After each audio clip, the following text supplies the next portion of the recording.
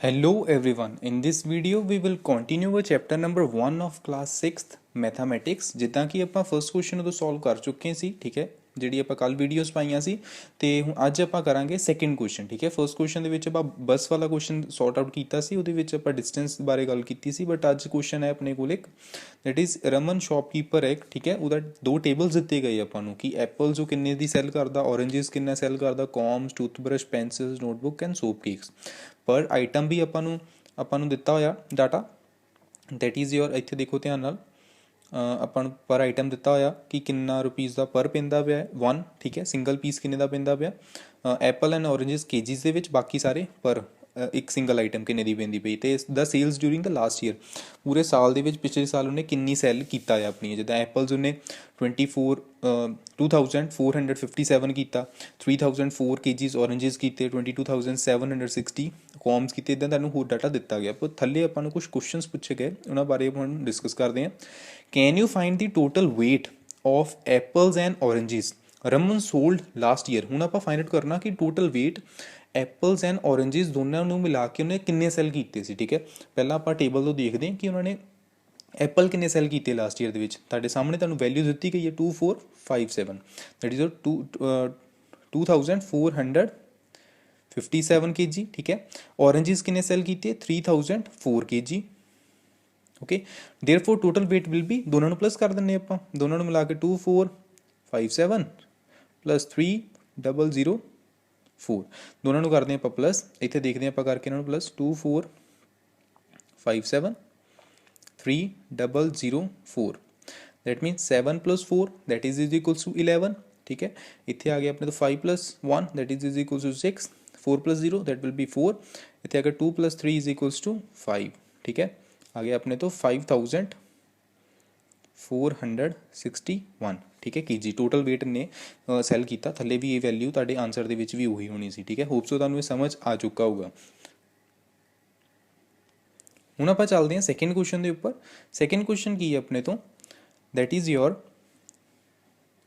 Can you find the total money Raman got by selling apples. ਹੁਣ ਕੀ ਆਪਾਂ find out ਕਰਨਾ ਕਿ ਰਮਨ ਨੇ ਜਿਹੜਾ ਸ਼ੌਪਕੀਪਰ ਸੀ ਉਹਨੇ ਐਪਲਸ ਨੂੰ ਵੇਚ ਕੇ ਕਿੰਨੀ ਕਮਾਈ ਕੀਤੀ, ਦੈਟ ਇਜ਼ ਕਿੰਨੇ ਉਹਨੂੰ ਪੈਸੇ ਮਿਲੇ ਸੀ, ਠੀਕ ਹੈ।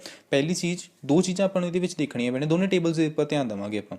ਲਾਸਟ ਈਅਰ ਉਹਨੇ ਐਪਲਸ ਕਿੰਨੇ ਸੈਲ ਕੀਤੇ, ਤੁਹਾਡੇ ਕੋਲ ਸੀ 2457, ਦੈਟ ਇਜ਼ 2457, ਤੇ 1 kg ਐਪਲ ਦਾ ਰੇਟ ਕਿੰਨਾ ਸੀ ਆਪਣੇ ਕੋਲ, ਠੀਕ ਹੈ। ਆਪਾਂ ਅਗਰ ਉੱਪਰ ਜਾਈਏ 1 kg ਐਪਲ ਦਾ ਰੇਟ ਸੀ ਆਪਣੇ ਕੋਲ 40 ਪਰ kg, ਮਤਲਬ 40 ਰੁਪੀਜ਼ ਦੇ 1 ਕਿਲੋ ਵੇਚਦਾ ਪਿਆ ਸੀ। ਉਹਨੇ ਸੈਲ ਕਿੰਨੇ ਕੀਤੇ 2457, ਦੈਟ ਮੀਨਸ ਇਹਦਾ ਆਨਸਰ ਆਪਾਂ ਸਿੰਪਲ ਕਰਨਾ ਇੱਦਾਂ, ਠੀਕ ਹੈ। ਤੇ ਲਿਖ ਲੈਂਦੇ ਆਪਾਂ ਸਾਈਡ ਤੇ। ਇਹਦਾ ਤੁਸੀਂ ਕਾਪੀਜ਼ ਦੇ ਉੱਪਰ ਕਿੱਦਾਂ ਕਰਨਾ, ਐਪਲ ਸੋਲਡ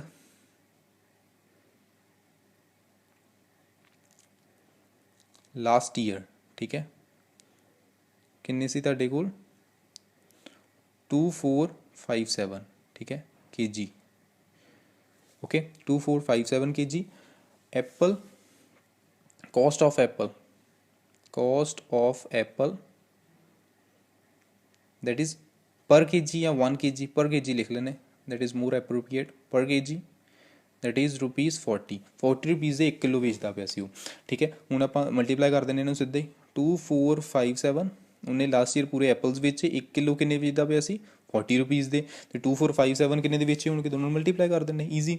ਆਪਾਂ ਇਹਨਾਂ ਨੂੰ ਮਲਟੀਪਲਾਈ ਕਰਦੇ, ਇੱਥੇ ਆਊਗਾ ਤੁਹਾਡੇ ਤੋਂ 2457 ਤੇ 40 ਦੀ ਬਜਾਏ ਆਪਾਂ 4 ਲਿਖ ਲੈਂਦੇ ਇੱਥੇ, ਕਿਉਂਕਿ 0 ਆਪਾਂ ਸਿੱਧੇ ਆਨਸਰ ਦੇ ਨਾਲ ਵੀ ਲਿਖ ਸਕਦੇ ਹਾਂ। ਸ਼ਾਰਟਕਟ ਮੈਥਡ ਹੁੰਦਾ ਆਪਾਂ ਨੂੰ ਮਲਟੀਪਲਾਈ ਕਰਨ ਦਾ, ਈਜ਼ੀ ਮੈਥਡ ਜਿਹਨੂੰ ਕਹੀਦਾ। 4 7s ਆ 28, ਦੈਟ ਇਜ਼ 8 ਇੱਥੇ 2 ਕੈਰੀ, 4 5s ਆ 20, 22 ਹੋ ਜਾਣਾ, 22 ਦਾ 2 ਥੱਲੇ ਲੱਗਾ, 2 ਕੈਰੀ ਹੋ ਗਿਆ। ਫਿਰ 4 4s ਆ 16 ਤੇ ਪਲੱਸ ਦੈਟ ਇਜ਼ 2 18, 8 ਇੱਥੇ ਲੱਗ ਗਿਆ। 2 4s ਆ 8, 2 4s ਆ 8 ਦੈਟ ਇਜ਼ 9, ਇੱਥੇ ਕਿੰਨਾ ਆ ਗਿਆ 9 8 2 8, 0 ਆਪਾਂ ਆਨਸਰ ਵਾਲੀ ਜਿਹੜੀ ਆਪਾਂ ਛੱਡੀ ਸੀ ਉਹ ਲਗਾ ਦੇਣੀ ਇਹਦੇ ਨਾਲ। ਇੰਨੇ ਰੁਪੀਜ਼ ਦੈਟ ਇਜ਼ 98,280 ਰੁਪੀਜ਼ ਉਹਨੇ ਰਿਸੀਵ ਕੀਤੇ ਟੋਟਲ ਐਪਲਸ ਨੂੰ ਸੈਲ ਕਰਕੇ, ਠੀਕ ਹੈ। ਚਲੋ ਅੱਗੇ ਚੱਲਦੇ ਹਾਂ ਆਪਾਂ ਨੈਕਸਟ ਕੁਐਸਚਨ ਦੇ ਉੱਪਰ। ਇਹਨੂੰ ਆਪਾਂ ਰਬ ਕਰ ਦਈਏ, ਦੈਟ ਇਜ਼ 98,200 28, ठीक है 280। Okay next we have question है अपने को सैकेंड क्वेश्चन ਆਪਾਂ कर चुके हैं। C question can you find the total money Raman got by selling apples and oranges together. ਹੁਣ ਆਪਾਂ ਨੂੰ ਪਹਿਲਾਂ ਇਕੱਲੇ ਐਪਲਸ ਦੀ ਵੈਲਿਊ ਫਾਈਂਡ ਆਊਟ ਕਰਨ ਨੂੰ ਕਿਹਾ ਸੀ ਕਿ ਐਪਲਸ ਨੂੰ ਵੇਚ ਕੇ ਉਹਨੇ ਕਿੰਨੇ ਪੈਸੇ ਕਮਾਏ। ਹੁਣ ਇਕੱਠੇ ਮੰਗਦੇ ਪਏ ਆ ਕਿ ਐਪਲਸ ਨੂੰ ਵੀ ਵੇਚੇ ਉਹਨੇ, ਠੀਕ ਹੈ, ਨਾਲ ਉਹਨੇ ਔਰੇਂਜਸ ਨੂੰ ਵੀ ਵੇਚੇ। ਔਰੇਂਜਸ ਦੀ ਵੀ ਵੈਲਿਊ ਤੁਸੀਂ ਇਦਾਂ ਹੀ ਕੱਢ ਲੈਣੀ ਹੈ। ਤੁਹਾਨੂੰ ਵੈਲਿਊ ਦਿੱਤੀ ਗਈ ਇੱਥੇ 3004 kg, ਠੀਕ ਹੈ, ਉਹਨੂੰ ਕਰ ਦਿਓ ਮਲਟੀਪਲਾਈ 30 ਨਾਲ। 30 ਜਿਹੜਾ ਵੀ ਆਂਸਰ ਆਊਗਾ ਉਹਨੂੰ, ਜਿਹੜਾ ਆਪਾਂ ਹੁਣੇ ਆਂਸਰ ਕੱਢਿਆ ਸੀ ਦੈਟ ਇਜ਼ 98,280 ਰੁਪੀਜ਼ ਜਿਹੜੇ ਆਪਾਂ ਕੱਢੇ ਸੀ ਉਹਨਾਂ ਦੋਨਾਂ ਨੂੰ ਪਲੱਸ ਕਰਕੇ ਤੁਸੀਂ ਸੀ ਦਾ ਵੀ ਆਂਸਰ ਕੱਟ ਫਾਈਂਡ ਆਊਟ ਕਰ ਲੈਣਾ, ਠੀਕ ਹੈ। ਚਲੋ ਹੁਣ ਚੱਲਦੇ ਆਪਾਂ ਲਾਸਟ ਕੁਐਸਚਨ ਦੇ ਉੱਪਰ। D make a table showing how much money Raman received from selling each item. ਹੁਣ ਕੀ ਕਹਿੰਦੇ ਪਏ ਹੈ ਕਿ ਟੇਬਲ ਬਣਾਓ ਇੱਕ ਇੱਦਾਂ ਦਾ ਜਿਹਦੇ ਵਿੱਚ ਦੱਸੋ ਕਿ ਉਹਨੇ ਹਰੇਕ ਆਈਟਮ ਨੂੰ ਸੈੱਲ ਕਰਕੇ ਕਿੰਨੇ ਪੈਸੇ ਕਮਾਏ, ਠੀਕ ਹੈ। ਇੱਥੇ ਦੇਖੋ ਤੁਹਾਨੂੰ ਡਿਫਰੈਂਟ ਵੈਲਿਊਜ਼ ਦਿੱਤੀਆਂ ਗਈਆਂ ਕਿ ਲਾਸਟ ਈਅਰ ਉਹਨੇ ਐਪਲ, ਔਰੇਂਜਸ, ਕੌਮ, ਟੂਥਬਰਸ਼, ਪੈਨਸਿਲਸ, ਨੋਟਬੁੱਕ, ਸੋਪ ਕੇਪ ਸਾਰੇ ਵੇਚੇ ਆ, ਠੀਕ ਹੈ। ਉਹਨਾਂ ਦੀ ਕਿੰਨੀ ਆਈਟਮ ਸੈੱਲ ਕੀਤੀਆਂ ਜਾਂ ਕਿੰਨੇ ਕੇਜੀ ਸੈੱਲ ਕੀਤੇ ਆ, ਤੁਹਾਨੂੰ ਆਈਟਮਸ ਵੀ ਦੱਸੀਆਂ ਹੋਈਆਂ ਨਾਲ ਕਿੰਨੇ ਰੁਪਏ ਦੇ ਵੇਚੇ ਆ, ਠੀਕ ਹੈ, ਪਰ ਕੇਜੀ 'ਚ ਵੇਚੇ ਜਾਂ ਕਿੰਨੇ ਇੱਕ ਪੀਸ ਨੂੰ ਕਿੰਨੇ ਦਾ ਵੇਚਿਆ ਉਹ ਤੁਹਾਨੂੰ ਨਾਲ ਉਹ ਵੀ ਦਿੱਤਾ ਹੋਇਆ। ਅਤੇ ਆਪਾਂ ਹੁਣ ਫਾਈਂਡ ਆਊਟ ਕਰਨਾ ਕਿ ਟੋਟਲ ਪੈਸੇ ਕਿੰਨੇ ਕਮਾਏ ਹਰੇਕ ਆਈਟਮ ਤੋਂ, ਠੀਕ ਹੈ। ਉਹਦਾ ਟੇਬਲ ਆਪਾਂ ਕੁਛ ਇੱਦਾਂ ਬਣਾਵਾਂਗੇ। ਇੱਥੇ ਦੇਖੋ ਅੱਗੇ ਬਣਾਇਆ ਮੈਂ, ਇੱਥੇ ਇੱਕ ਟੇਬਲ ਬਣਾ ਲੈਣਾ ਆਪਾਂ ਅਤੇ ਇੱਥੇ ਲਿਖਣਾ ਆਪਾਂ ਉੱਪਰ ਆਈਟਮ, ਠੀਕ ਹੈ। ਆਪਾਂ ਆਈਟਮਸ ਵੀ ਲਿਖ ਸਕਦੇ ਹਾਂ ਉੱਪਰ, ਸਭ ਤੋਂ ਉੱਪਰ ਜਿੱਥੇ ਐਪਲਸ ਲਿਖਿਆ ਉਹਦੇ ਉੱਪਰ ਆਈਟਮਸ ਵੀ ਲਿਖ ਸਕਦੇ ਹਾਂ ਇੱਥੇ, ਓਕੇ। ਅਤੇ ਆਪਾਂ ਇੱਥੇ apple, oranges, combs, toothbrush, pencils, notebooks, soap cake ਲਿਖ ਲੈਣੇ ਸਾਰੇ। ਅਤੇ ਨਾਲ ਲਿਖ ਲੈਣਾ ਇੱਧਰ ਸੈਕਿੰਡ ਕਾਲਮ ਦੇ ਵਿੱਚ ਲਿਖਣਾ ਆਪਾਂ ਕਿ ਲਾਸਟ ਈਅਰ ਆਈਟਮਸ ਕਿੰਨੀਆਂ ਸੋਲਡ ਕੀਤੀਆਂ ਸੀ। ਆਈਟਮ ਸੋਲਡ ਲਾਸਟ ਈਅਰ ਇੱਥੇ ਤੁਸੀਂ ਮੈਂਸ਼ਨ ਕਰ ਸਕਦੇ ਇੱਕ ਹੋਰ ਕਾਲਮ ਬਣਾ ਕੇ ਆਈਟਮ ਸੋਲਡ ਲਾਸਟ ਈਅਰ, ਠੀਕ ਹੈ। ਸਾਰੀਆਂ ਵੈਲਿਊਜ਼ ਲਿਖ ਲਈਆਂ ਅਤੇ ਪਰ ਕੇਜੀ ਆਈਟਮ ਦਾ ਪ੍ਰਾਈਸ ਕਿੰਨਾ ਸੀ ਜਾਂ ਕੋਸਟ ਆਫ ਦੀ ਆਈਟਮ ਇੱਥੇ ਲਿਖ ਸਕਦੇ ਕੋਸਟ ਆਫ ਦੀ ਆਈਟਮ। ਇੱਥੇ ਆ ਜਿਹੜੇ ਕਾਲਮ ਜਿੱਥੇ ਮੈਂ ਮਾਰਕ ਕਰਦਾ ਮੈਂ ਇੱਥੇ ਉੱਪਰ ਤੁਸੀਂ ਲਿਖ ਸਕਦੇ ਕੋਸਟ ਆਫ ਦੀ ਆਈਟਮ।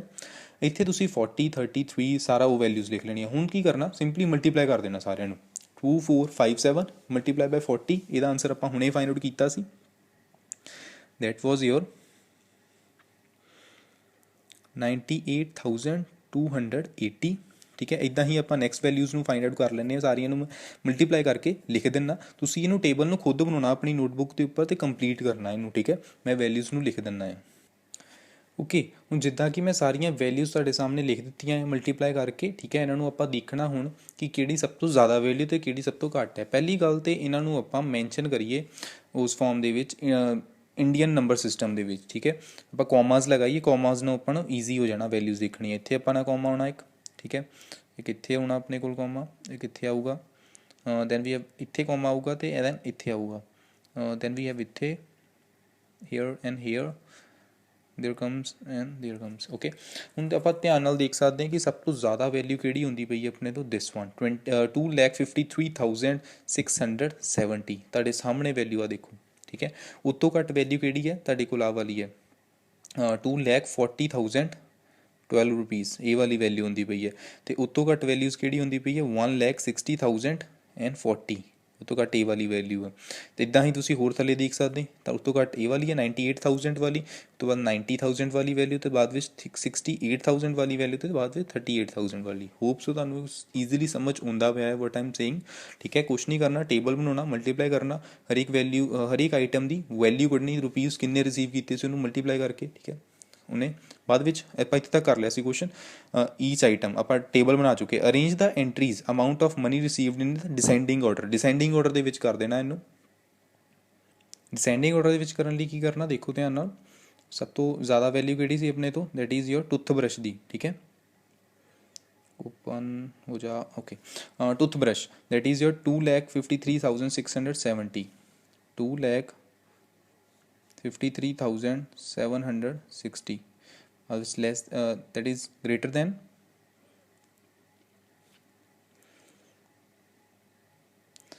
2,40,012, 2,40,012, ठीक है। इतने जीरो एंड इतने कॉमा पा दिए आप, ठीक है। इतने आई थिंक मैं गलत वैल्यू लिखती है पहली, 2,53,000 नहीं है, 53,670 है, मैं उल्टा कर देता इतने दो वैल्यूज़ नू, जस्ट अ सेकेंड। 670 इदा ही अगलियां छोटी वैल्यूज़ लिखो। इस तो बाद घट वाली वैल्यू किहड़ी सी अपने तो, दैट इज़ 1,60,040, 1,60,040 ਠੀਕ ਹੈ। ਇੱਦਾਂ ਹੀ ਇਹ ਤੋਂ ਘੱਟ ਆਪਾਂ ਵੈਲਿਊਜ਼ ਲਿਖ ਕੇ ਸਾਰੀਆਂ ਨੂੰ ਇੱਦਾਂ ਮੈਂਸ਼ਨ ਕਰ ਦੇਣਾ। ਤੁਸੀਂ ਇੱਥੇ ਲਿਖ ਸਕਦੇ ਹੋ, ਇੱਥੇ ਅਗਲੀ ਵੈਲਿਊ ਬਾਅਦ ਵਿੱਚ, ਅਗਲੀ ਵੈਲਿਊ ਇੱਥੇ, ਅਗਲੀ ਵੈਲਿਊ ਇੱਥੇ ਐਂਡ ਅਗਲੀ ਵੈਲਿਊ ਇੱਥੇ, ਜਿੱਦਾਂ ਵੀ ਅੱਗੇ ਚੱਲਦਾ ਪਿਆ। ਠੀਕ ਹੈ, ਤੁਸੀਂ ਡਿਸੈਂਡਿੰਗ ਆਰਡਰ ਦੇ ਵਿੱਚ ਉਹਨੂੰ ਕਰ ਸਕਦੇ ਆ। ਨੈਕਸਟ ਦੇਖੀਏ, ਲਾਸਟ ਵਾਲਾ ਇੱਕ ਲਾਈਨ ਰਹਿ ਗਈ ਸੀ ਆਪਣੀ ਕੁਐਸਚਨ ਦੀ, ਉਹਨੂੰ ਵੀ ਆਪਾਂ ਰੀਡ ਆਊਟ ਕਰ ਲਈਏ।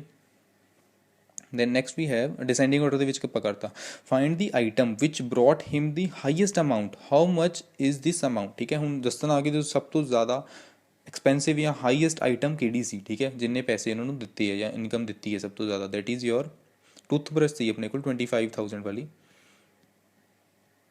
ਜਸਟ ਅ ਸੈਕਿੰਡ, ਹਾਂਜੀ ਇੱਥੇ ਆਪਾਂ ਦੇਖ ਸਕਦੇ toothbrush is the item that he received the highest amount from it. ਠੀਕ ਹੈ, ਟੂਥਬ੍ਰਸ਼ ਹੀ ਇੱਦਾਂ ਦੀ ਆਈਟਮ ਸੀ ਜਿੱਤੋਂ ਉਹਨੇ ਸਭ ਤੋਂ ਜ਼ਿਆਦਾ ਅਮਾਊਂਟ ਰਿਸੀਵ ਕੀਤੀ ਹੈ। ਠੀਕ ਹੈ, ਦੈਟਸ ਇਟ। ਇੱਥੇ ਆਪਾਂ ਇਹ ਕੁਐਸਚਨ ਖਤਮ ਹੁੰਦਾ ਆ। ਹੋਪ ਸੋ ਤੁਹਾਨੂੰ ਸਮਝ ਆ ਚੁੱਕਾ ਹੋਵੇ। ਕੁਐਸਚਨ ਨੂੰ ਮੈਂ ਰਿਪੀਟ ਕਰਕੇ ਤੁਹਾਨੂੰ ਅਸਾਈਨਮੈਂਟ ਦੇ ਅੰਦਰ ਪਾ ਦੂੰਗਾ। ਇਹਨੂੰ ਕੁਐਸਚਨ ਨੂੰ ਖੁਦ ਸੋਲਵ ਕਰਿਓ, ਕਿਉਂਕਿ ਕਾਫੀ ਇੰਪੋਰਟੈਂਟ ਕੁਐਸਚਨ ਲੱਗਦਾ, ਕਾਫੀ ਲੰਬਾ ਕੁਐਸਚਨ ਸੀ। ਠੀਕ ਹੈ, ਖੁਦ ਸੋਲਵ ਕਰਿਓ, ਫਿਰ ਹੀ ਇਹ ਕੁਐਸਚਨ ਸਮਝ ਆਉਣਾ ਹੈ। Okay, thank you.